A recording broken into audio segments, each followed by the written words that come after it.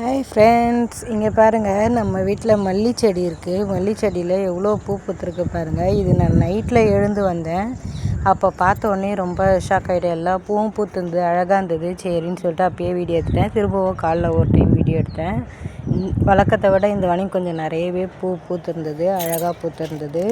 அதான் வீடியோ எடுத்தேன். காலைல ஏஞ்சதுமே பாப்பாவுக்கு ஒரே ஷாக்கு, ஒரே ஹாப்பி. இதை பார்த்ததும் அவளும் இவ்வளோ பூ பூத்துருக்கு, நான் பறிக்கிறேம்மா அப்படி சொல்லிட்டு அவளே எல்லா பூவையும் பறிச்சா.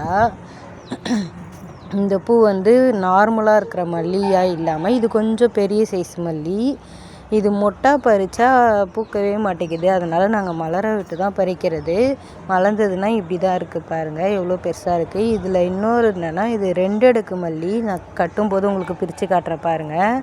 இது பிரித்தா 2 மல்லியாக பிரிஞ்சு வரும். அந்த வெரைட்டி டைப் ஆஃப் மல்லி இது.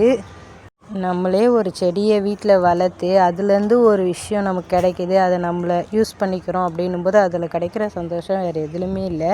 அந்த பூ ஒன்றும் பறிக்கும்போது பாப்பாவுக்கு அவ்வளோ ஒரு குஷி. அம்மா இந்த பூ அழகாக இருக்குது, வாசனையாக இருக்குது, இந்த பூவை நான் தான் வச்சுப்பேன் அப்படின்னு ஒரே குஷி.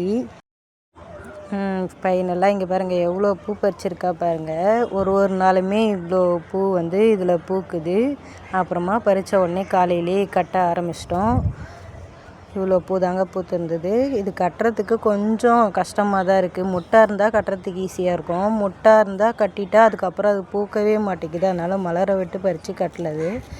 கட்டினாலும் இந்த பூ ரொம்ப அழகாக அதாவது பூ கொஞ்சம் நல்லா பெருசாக இருக்கிறதுனால 2 பூ 3 பூ வச்சாலே அவ்வளோ அழகாக இருக்குது. இது கட்டி நம்ம வைக்கும்போது நல்லா ஒட்டு மொத்தமாக சூப்பராக இருக்குது. வாசனையுமே செமையாக இருந்துச்சு.